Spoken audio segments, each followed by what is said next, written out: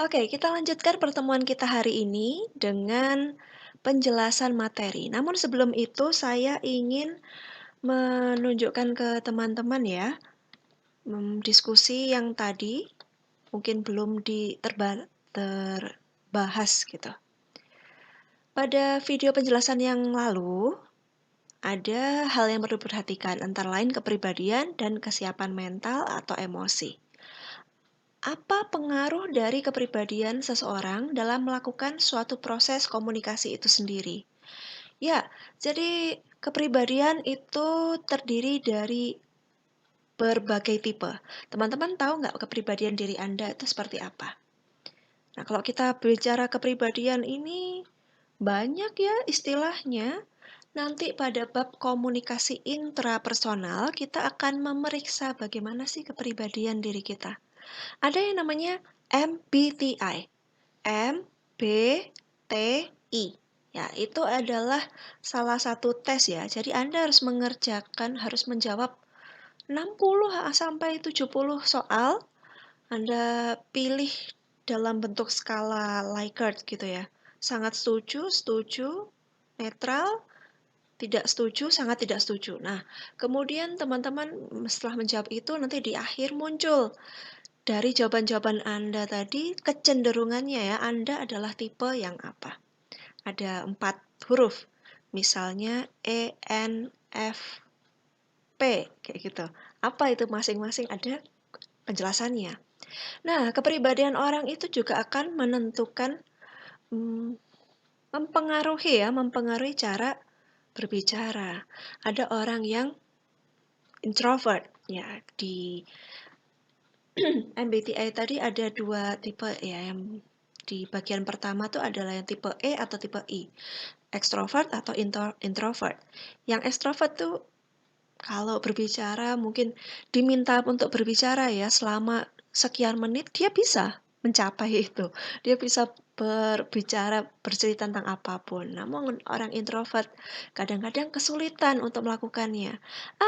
Tapi itu hanya, mmm, sekian persen aja ya, probability-nya sekian persen. Sekarang kalau saya mengamati juga, kepribadian juga ada pengaruhnya.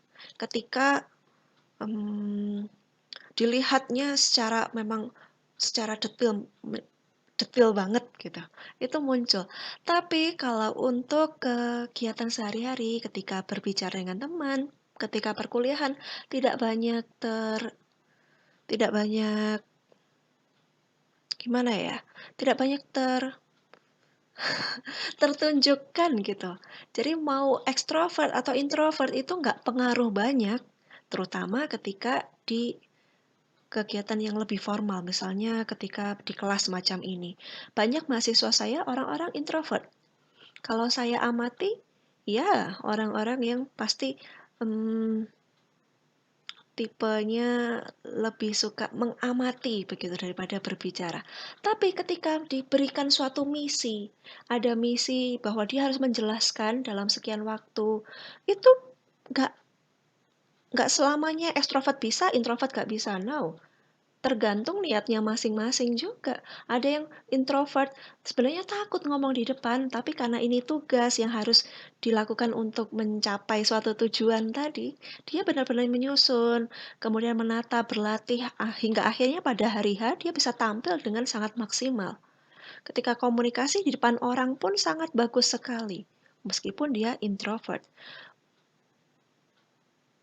Mengapa bisa demikian? Ya, ternyata si mahasiswa tersebut memang mengeluarkan usaha yang lebih banyak. Dia memang berusaha untuk tampil.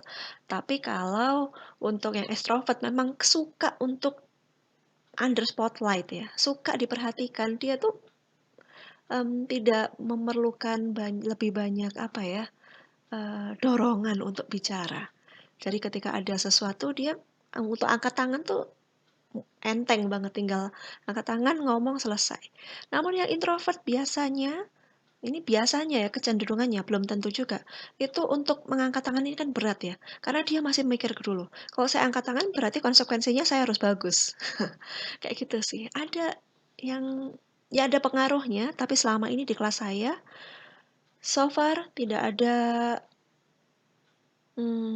Masalah apapun, baik kepribadian Anda yang begini atau begitu semuanya bisa.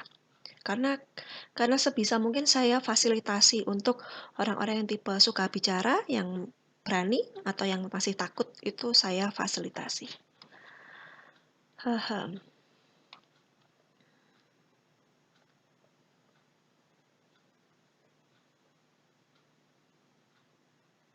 Oke, pertanyaan berikutnya terkait dengan penyelenggaraan kelas ya. Misalnya kuliahnya jam 10 pagi, kemudian karena tidak video conference, maka dan di jam paginya mulai dari jam 7 teman-teman kosong misalnya. Apakah boleh mengikuti kelas sejak jam 7? Ya tentu boleh. Ketika sudah direkam, Anda bisa mengikuti sejak awal dengan catatan videonya tidak premier. Tahu ya video yang premier? Jadi kalau video premier itu hanya bisa Eee, dimulai pada jam tertentu. Nah, kalau Premiere tentu Anda harus ikuti sesuai jam. Namun ketika videonya sudah publik, sudah publish, dibuka, Anda bisa ikuti lebih awal. Bahkan pagi setelah subuhan Anda mau nonton videonya mengikuti kelas bisa. Anda punya waktu yang panjang untuk mengikuti. Namun, ada aturan main. Nah, ada aturan mainnya ketika setiap kelas itu ada informasi. Tolong perhatikan informasi yang saya berikan di LMS dan juga Edmodo-nya ya. Bahwa ya, bahwa misalnya absensi harus dilakukan pada jam sekian sampai sekian misalnya. Kemudian sebelum absensi harus ada misi tertentu yang Anda lakukan atau ada informasi lain. Nah, tolong diperhatikan detail info yang diberikan di Edmodo atau LMS. Kalau kosong dan videonya sudah publish, Anda tonton saja, boleh. Adakah batasan absensi? Lihat informasinya. Oke, seperti itu ya jawabannya ya. Karena saya tidak membuat suatu yang sama terus dari awal sampai akhir kelas. Tidak ada gejolaknya. Kalau citato aja never flat ya. Kenapa hidup kita flat ya? Harus ada perbedaan dari hari ke hari dong. Haha, banyak yang bertanya masalah emosi ya. Kita akan bahas di diskusi lagi. Kemudian ada pertanyaan, ini nampaknya sudah melihat topik berikutnya ya, tentang etika dan etiket. Iya, di bab 2 nanti kita akan berbicara tentang etika versus etiket. Kalau etika itu lebih berkaitan dengan profesi, kemudian kalau etiket lebih mengarah ke tata krama, adab, seperti itu. Nah, kedua hal tersebut berbeda. Kemudian apakah bedanya? Bagaimanakah contohnya? Silahkan baca lebih awal ya, lebih dulu di Google Drive kita, bisa diakses loh ya. Di Google Drive di bab kedua ada etika dan etiket, ada foto-foto potongan dari modul. Oke. Saya rasa ini kalau pertanyaan-pertanyaan seperti ini, itu teknis sekali ya, praktikal sekali. Saya ingin membahas yang berkaitan dengan teori dulu. Nanti ketika diskusi, ketika Zoom seperti tadi, teman-teman kita bisa diskusikan yang lebih, mmm, praktikal gitu ya. Namun di video supaya bisa ditonton berulang-ulang ya, saya akan bahas berkaitan dengan materi. Ya, kita akan lanjut ke bab 1 ya. Bab 1 masih tentang pendahuluan. Ya, ada di sini. Nggak mau muncul lagi. Ini. Yes, saya coba besarkan. Nah, teman-teman jangan khawatir, Bu. Videonya menutupi konten yang ada di belakang. Gak masalah sih teman-teman, karena Anda pun juga bisa membaca di PPT kan? Nanti, ini saya jelaskan dulu supaya teman-teman bisa melihat. Karena kalau kita menangkap informasi secara lengkap ya, dari lisan, kemudian visualnya juga bisa melihat, itu informasi yang didapatkan benar-benar maksimal. That's why saya usahakan untuk selalu on kamera dan menjelaskan dengan gesture-gesture. Semoga bisa dipahami. Oke, saya usahakan juga materinya tidak tertutupi. Kalau tertutupi, nanti teman-teman usaha cari di Google Drive. Ya, oke. Saya mau review sedikit ya. Definisi, ya mengapa mengapa komunikasi itu bisa menambah produktivitas? Well, if we're talking directly like this, ya, kalau kita berbicara secara langsung, kan menghemat waktu ya. Untuk menulis itu kan makan waktu, harus dipikirkan, kemudian mengatur kata-kata. Namun ketika berbicara akan lebih cepat dan kita pun memprosesnya pun juga lebih cepat kan, didengarkan langsung paham. Nah, kalau komunikasi tadi terjadi pada kegiatan pekerjaan ya, berkaitan dengan kerjaan. Ketika Anda berbicara dengan rekan kerja, tentu diskusinya akan lebih cepat, sehingga lebih cepat diskusi, kemudian cepat kerja, menambah produktivitas. Itu sih contohnya ya. Komunikasi ini jangan bilang, "Bu, ketutupan." Ini sudah saya jelaskan pertemuan lalu, mau saya skip. Nah, ini juga sudah ya di pertemuan lalu, namun saya mau tunjukkan lagi di sini ada model Shannon and Weaver, model yang sama dengan tampilan yang berbeda. Nah, jadi sender, teman-teman juga ada yang tanya, encoding dan decoding itu apa? Tahu ya, sender ya. Kalau contoh saat ini, Bu Ima sedang mengirimkan pesan pada Anda. Saya punya sesuatu di otak saya ini, ya di otak saya ini saya olah, kemudian saya keluarkan, saya berbicara, menyampaikan informasi. Dari ide, saya kelola dan saya sampaikan dalam bentuk message, pesan. Nah, itu adalah proses transmitter ya, atau encoding teman-teman bilang. Encoder, sender atau encoder itu adalah yang sama kegiatannya. Transmitter atau encoding gitu. Menyampaikan dari dari ide menjadi kata-kata. Nah, untuk bisa mencapai receiver, kita gunakan yang namanya channel atau media. Channel kita hari ini adalah media elektronik ya, menggunakan YouTube video. Kalau tadi lisan menggunakan alat elektronik juga ya, menggunakan Zoom. Nah, channel itu adalah penghubungnya ya, jembatan antara sender ke receiver tadi. Medianya apa? Nah, kemudian receiver itu adalah tujuannya ya. Kalau sender tadi adalah information source, sumber informasi, receiver itu adalah tujuannya. Dan ini adalah proses menangkap ide tadi ya, menangkap pesan, proses decoding ya, menangkap pesan, kemudian pesannya kan tadi Anda dengarkan ya, Anda mendengarkan. Di rumah Anda sambil mendengarkan saya, melihat gerakan-gerakannya, Anda setelah itu diolah di otak Anda menjadi sebuah ide. Gitu ya. Anda melihat Bu Ima seperti ini. Bagus. Nah, Anda melihat simbolnya ini dan kata-kata, kemudian Anda tarik pesan tersebut, sinyal tersebut ke otak, oh artinya sedang memberikan pujian. Ya. Sender tersebut memberikan pujian pada saya. Seperti itu. Nah, berikut ya. Saya lanjutkan ya, berikutnya. Receiver tadi setelah mendapatkan informasi, akhirnya memberikan yang namanya umpan balik atau feedback kepada sender. Dengan cara apa? Dengan pertanyaan, misalnya kalau tidak paham. Atau dengan anggukan, kalau setuju. Banyak sekali feedbacknya ya. Kemudian feedback juga bisa dengan tulisan. Seperti Anda belanja pertama kali ini memesan pizza, Pizza Hut pakai aplikasi. Anda beli Pizza Hut, kemudian di bagian struk bawahnya ada permintaan untuk mengisi survei. Anda mengisi survei ya, feedback atas layanan dari Pizza Hut tadi Anda tuliskan di situ.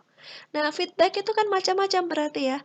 Ada lisan, bisa menggunakan tulisan, menggunakan gerakan-gerakan, itu juga merupakan feedback. Seperti saat ini saya mengirimkan pesannya menggunakan video ini.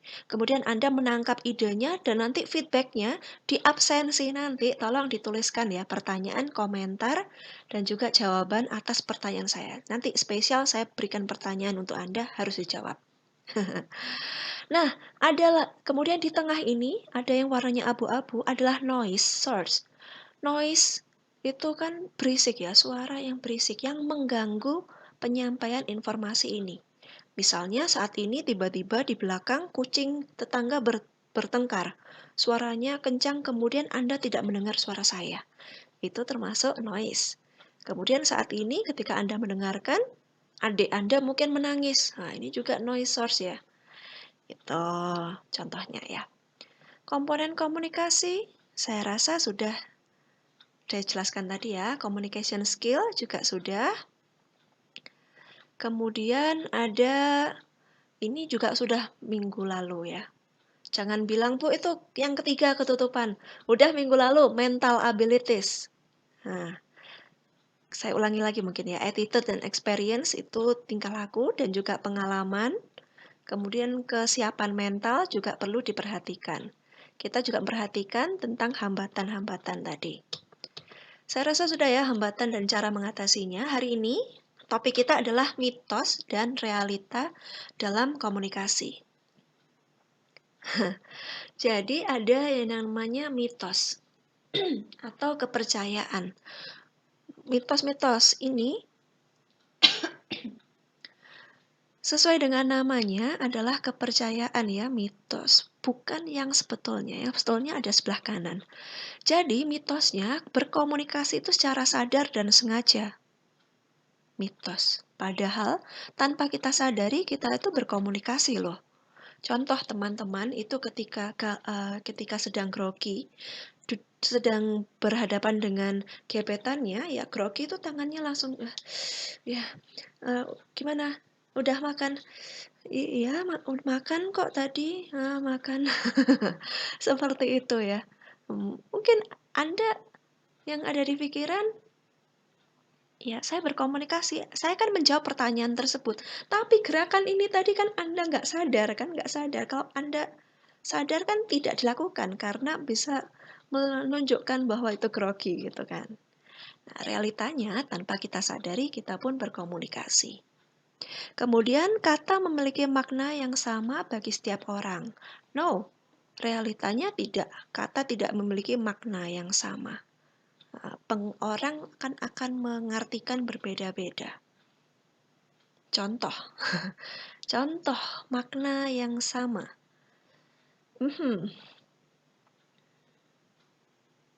Setiap tahun saya selalu mencontohkan ini. Karena lucu ya, karena pengalaman pribadi saya. Saya mau ambil contoh yang berbeda, apa ya? Saya ceritakan dulu ya, nanti mungkin teman-teman mau berbagi contohnya ya. Kalau waktu saya kuliah dulu, kartu mahasiswa itu bisa kita isi uang. Jadi waktu saya kuliah itu kartu mahasiswa itu kita bisa depositkan uang ke mesin, ya ini ditaruh, ditempelkan, kemudian uangnya dimasukkan. Nah, ini akhirnya kartu kita itu bisa buat belanja ke 7-Eleven gitu. Jadi kalau belanja kartunya diberikan tinggal tit gitu. Kemudian kalau mau masuk gedung kan terkunci di kampus itu. Mau masuk asrama tinggal ditempelkan bunyi tit. Nah, that's why teman sekelas saya tuh selalu manggil kartu itu dengan sebutan titit. Kemudian ya cuma kalangan kami aja yang tahu. Kemudian ketika dia tidak bawa kartu, kemudian dia butuh untuk misalnya butuh sewa sepeda, mau pergi naik bis, dia pinjam kartu. "Mah, pinjam tititnya dong." Nah, maksudnya ini kartu tadi. Nah, sedangkan kalau Anda tiba-tiba mendengar percakapan saya dengan teman saya tadi, teman seasrama saya, loh Anda bingung pasti. Ah, Bu Ima ngomongin apa tuh sama temannya? Iya kan? Padahal kalau setidaknya di lingkungan pertemanan saya tadi maksudnya adalah kartu. Nah, teman-teman udah cekikian ya, udah mikir apa tuh di situ.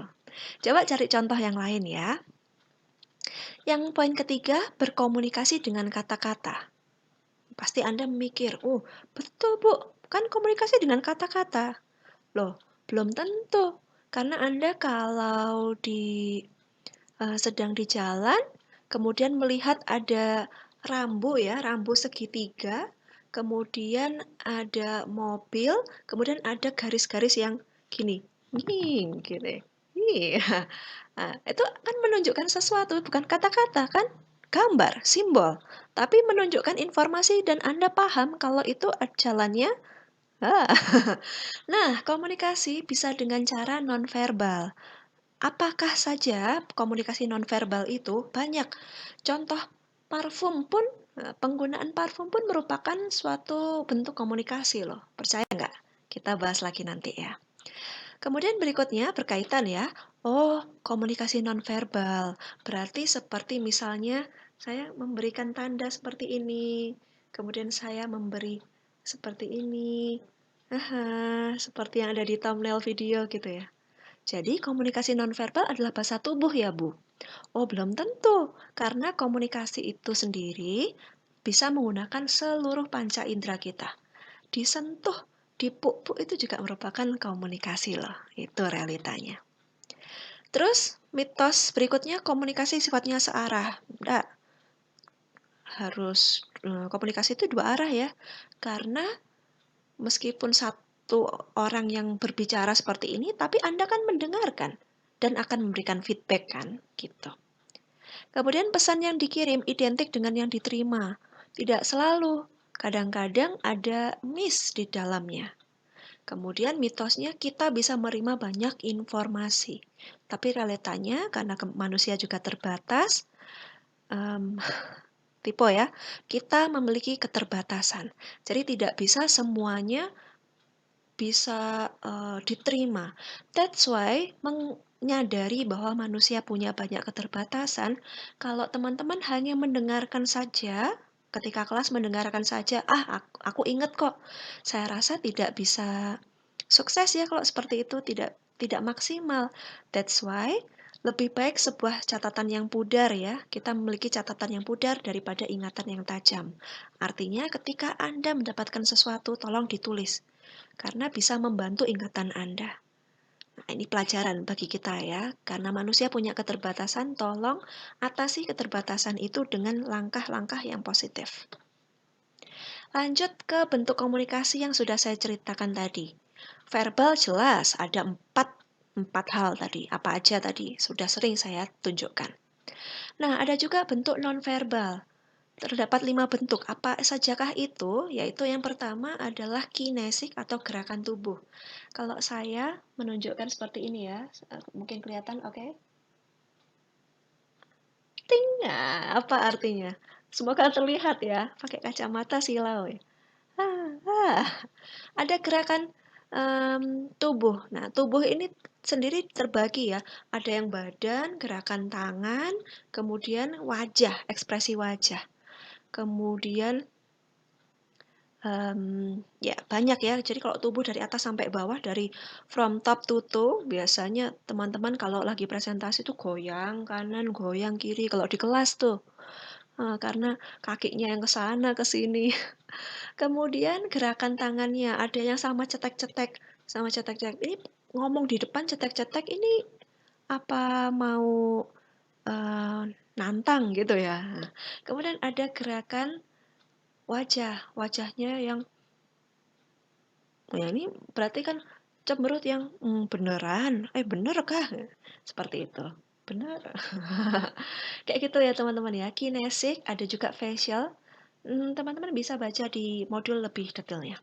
Kemudian yang kedua ada proxemic, yaitu pengaturan jarak, ruang, dan waktu. Contohnya pengaturan jarak. Kalau ada dua orang sedang yang bersahabat ketika dua orang yang dekat tadi berbicara, tentu mereka akan duduknya atau berdirinya berdekatan. Namun ketika Anda awkward atau masih canggung dengan orang lain, biasanya kalau ngobrol pun juga dijarai lebih jauh, ya kan? Nah, begitu. Kemudian ada ruang, pengaturan ruang. Saat ini, bagaimanakah kamar Anda ya, penampakan kamar Anda, meja belajar Anda itu juga menunjukkan suatu informasi loh. Kita bisa berkomunikasi dari situ. Dan berikutnya waktu. Ini dekat sekali dengan kehidupan kita ya. Anda punya gebetan, kemudian Anda nge-WA gebetan itu. Oke. Hai, gimana kemarin Valentine-nya? Kamu kemana aja? Misalnya kayak gitu. Atau Tadi ngapain aja atau apa ya? Saya nggak tahu teman-teman yang pasti lebih paham ya. Kemudian WA tadi tidak dibaca, padahal orangnya online. Kemudian nggak dibalas-balas, balasnya baru malam. Oh iya, sorry, aku tadi sibuk banget tuh. Oh iya, sekarang kamu gimana? Udah makan, udah mandi, mau istirahat ya? Iya nih, ngantuk banget. Ya udah tidur Ge, nah, gitu. Kemudian nggak ada balasan, dibalas lagi baru besoknya, aku baru bangun. Kemudian aku kerja dulu ya, aku sekolah dulu ya. Kemudian gitu terus sampai malam lagi, tidur lagi. Nah, kalau gebetan Anda tadi balasnya juga lama-lama, nampaknya Anda mundur teratur ya. Mundur teratur aja karena kayaknya dia memang tidak punya perhatian yang lebih. Terbukti dari waktu pengiriman, waktu membalas tadi. Kita bukan orang yang diprioritaskan. Sama seperti Anda bertemu orang, ya mohon, ya tunggu dulu ya di situ. Terus dia lagi menjawab teleponnya. Padahal kita di hadapannya malah diabaikan. Nah, itu ada komunikasi ya, ada komunikasi di situ. Ada informasi bahwa kita lah yang termarginalkan ya, yang kita yang terpinggirkan. Contohnya lucu ya. Teman-teman ada contoh lucu lagi nggak? Boleh dituliskan di kolom komentar ya kalau Anda mau. Nanti siapa tahu dibaca teman-temannya dapat like dari teman-teman. Contoh-contoh yang unik. Ketiga adalah pesan artifaktual. Jadi menggunakan benda-benda ya. Misalnya kalau saya ini kan sosialita ya, sosialita barang-barang saya pun bermerek dari baju, jam tangan, kacamata, anting-anting semuanya bermerek. Menunjang menunjang image sosialita tadi. Contoh teman-teman ya, dari penampilan. Kemudian um, penampilan sendiri juga bisa dalam bentuk misalnya profesi. Karena seseorang berprofesi sebagai marketing. Nah, bagian marketing karena bertemu dengan banyak orang makanya dia rapi, menggunakan dasi, sepatunya yang mengkilat, kemudian dandanannya juga pas, make up-nya pas, rambutnya tersisir rapi. Nah, itu adalah salah satu bentuk komunikasi nonverbal artifaktual. Nanti detailnya juga ada, teman-teman bisa dibuka ya. Di modul Anda bisa cari-cari di bab mana ya? Saya lupa babnya. Di situ nanti ada penjelasannya lebih detail. Ada 7 nonverbal, komunikasi nonverbal. Kemudian yang nomor 4 adalah paralinguistik, cara pengucapan. Ya, ada tempo kalau berbicara. Ini teman-teman kalau presentasi ini, jadi yang disebut dengan komunikasi nonverbal adalah kegiatan menyampaikan informasi menggunakan gerakan panjang banget dan cepat gitu.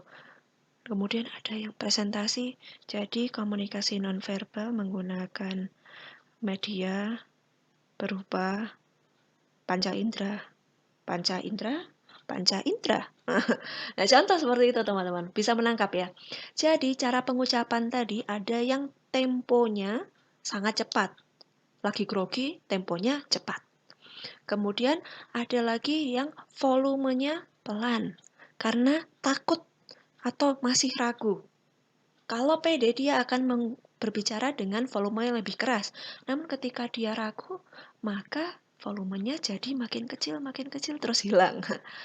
Kemudian berikutnya adalah nada. Kalau Anda bertanya, nadanya akan naik. Belakangnya naik. Seperti itu. Nah, kayak gitu ya. Kemudian kalau marah, ya nadanya juga tinggi. Itu juga merupakan bentuk komunikasi nonverbal, yaitu paralinguistik.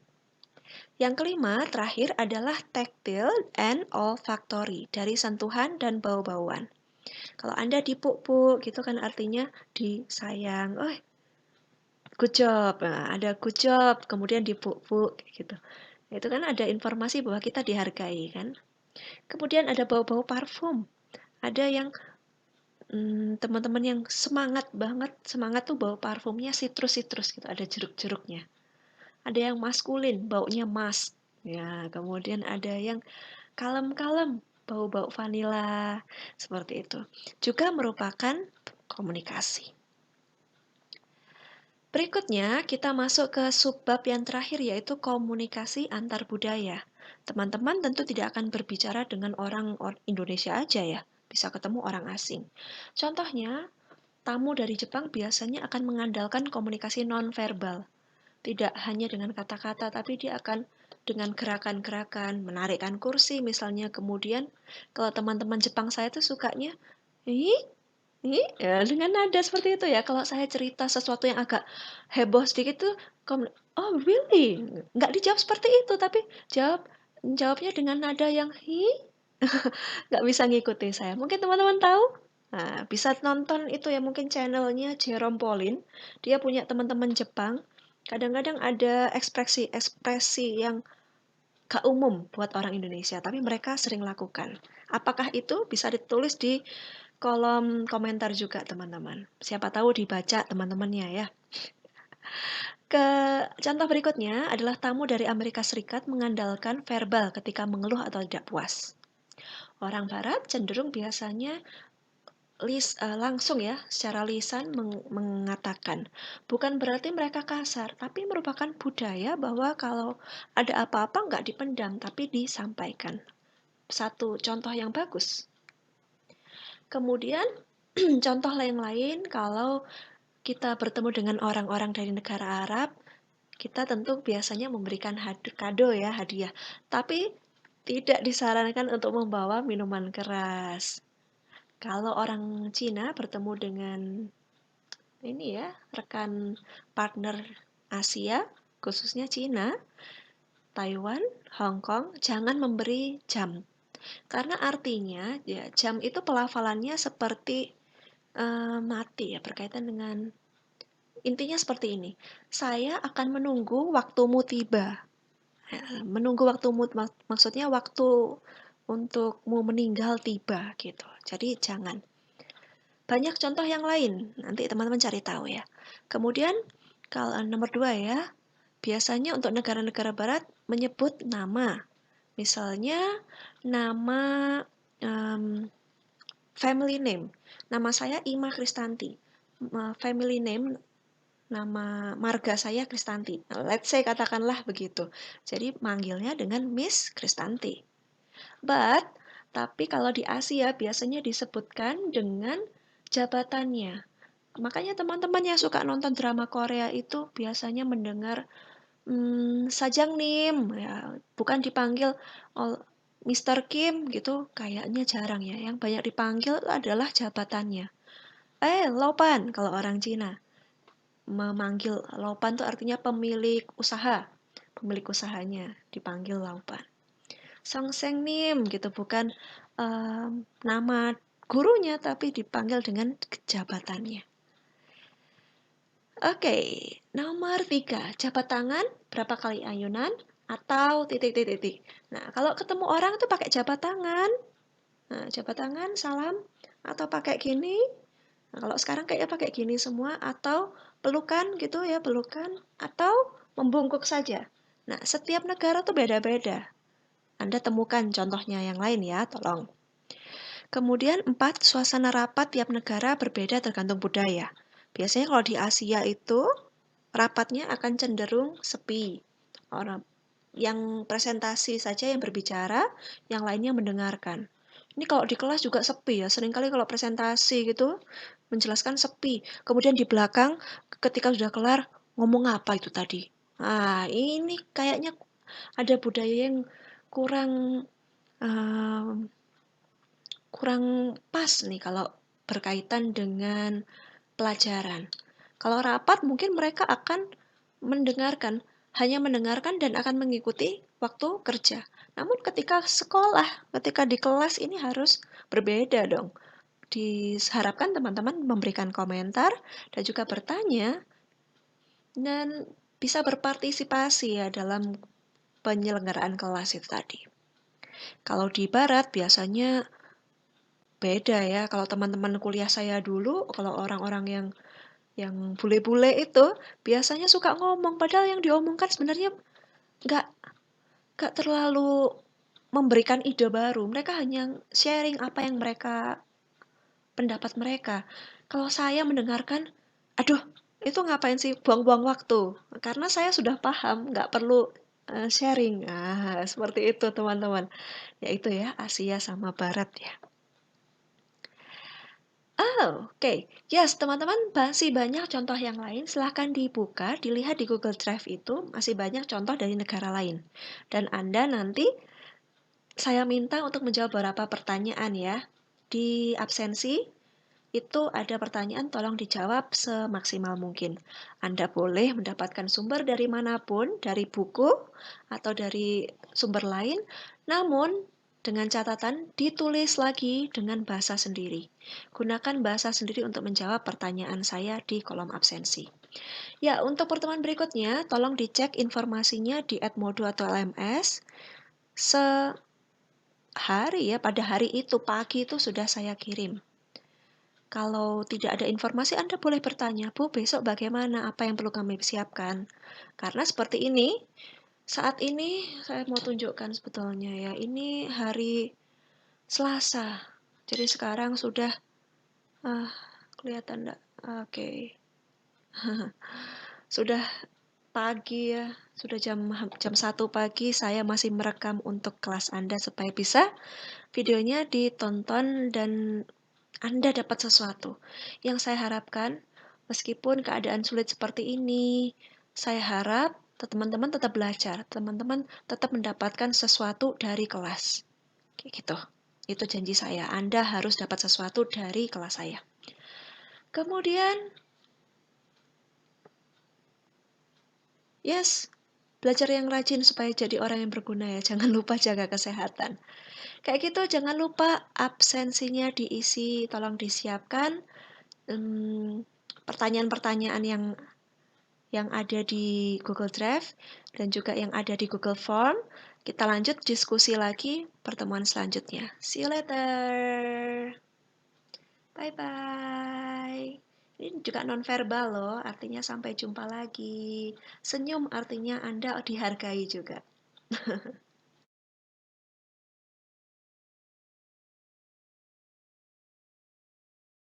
Videonya akan lebih lucu kalau ada post kreditnya ya. Kalau Anda nonton film aja ada post kredit videonya. Post credit scene video. Oke, teman-teman absensinya diisi ya. Kemudian ada pertanyaan Anda. Kemudian jika ada pertanyaan tuliskan di sini. Namun wajib diisi. Wajib diisi. Apapun itu tolong diisi. Dan juga kadang-kadang ketika mengikuti kelas ada yang ingin Anda sampaikan tapi tidak termasuk dalam kolom pertanyaan. Tuliskan di bagian komentar ini. Kemudian untuk absensi, saya meminta Anda untuk menjawab pertanyaan ini ya. Nah, kemudian ada satu lagi. Cukuplah itu aja. Udahlah, itu aja ya teman-teman ya. Nah, terus habis itu, ini saya hapus dulu. Kemudian saya mau membagikan komentar-komentar yang lucu dari absensi yang lalu. Nggak perlu me-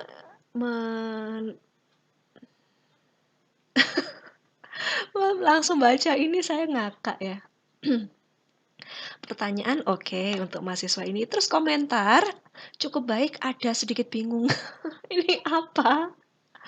Ya kalau bingung itu apa yang Anda bingungkan? Coba di ini ya, diformulasikan dalam bentuk kata-kata, dituliskan di situ supaya bisa dijawab gitu ya. Cukup baik ini apa ya? Saya menjelaskannya baik gitu ya. Oh iya, ya kok jadi seperti di ini ya, Anda dewan juri kemudian saya finalis ya. Durasi disajikan terlalu banyak, membutuhkan kuota ekstra. Ini agak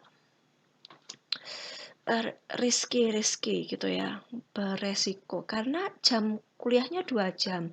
Kalau saya cuma mengajar 1 jam kemudian saya beri tugas, nanti teman-temannya, tugas terus, kemudian ketika Zoom terus, aduh Bu, Zoom terus, ketika YouTube gini, aduh kuotanya, teman-teman, saya bingung dan terus gimana?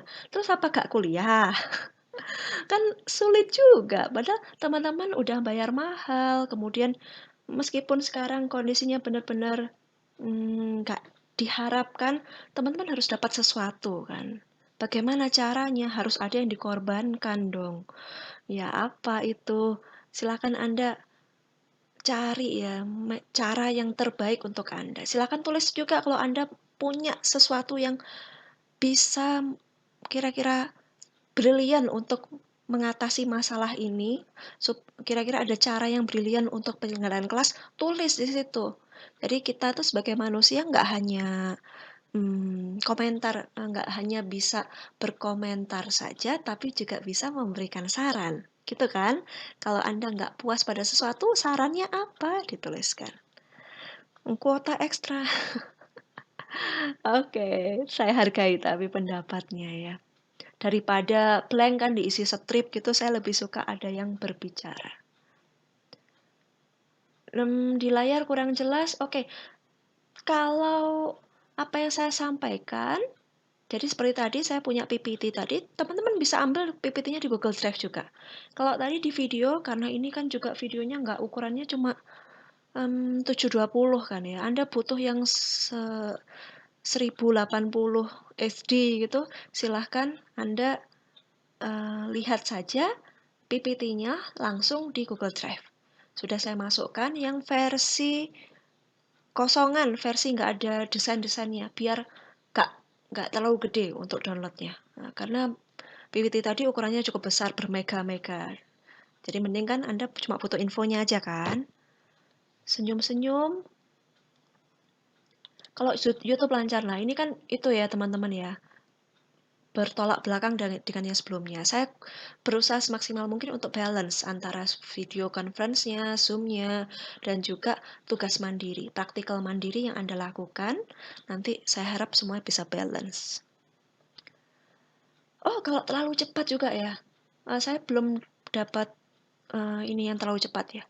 Kalau kata-kata terlalu cepat, bisa masuk terutama waktu video conference, Anda bisa berkata, "Bu, terlalu cepat, tolong diulangi lagi." Kalau YouTube-nya Anda ulangi lagi ya, Anda bisa back berapa detik. Namun biasanya begitu, kalau hal-hal yang sederhana, saya biasanya cepat supaya seperti berbicara langsung. Namun ketika bicara tentang teori, pengertian akan lebih temponya saya perlambat. Suaranya kecil karena waktu itu masih pakai mikrofon yang clip on. Clip on-nya di sini nggak begitu jelas ya. Saya rasa sekarang ini akan lebih terdengar jelas. Salah, turun. Um, saya rasa ada yang lucu, mungkin di kelas lain ya.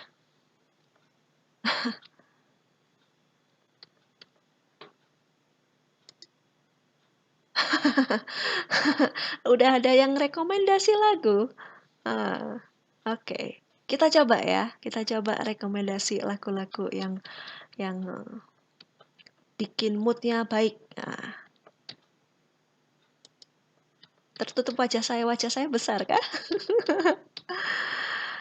Videonya terlalu panjang ya, oke. Yes, ini tadi post credit scene-nya aja ya, supaya teman-teman tahu komentar dari teman-teman yang lain. Oke, tadi udah ditutup belum? Ya, mau ditutup atau enggak? Teman-teman, terima kasih sudah nonton. Kita ketemu lagi besok. Bye-bye.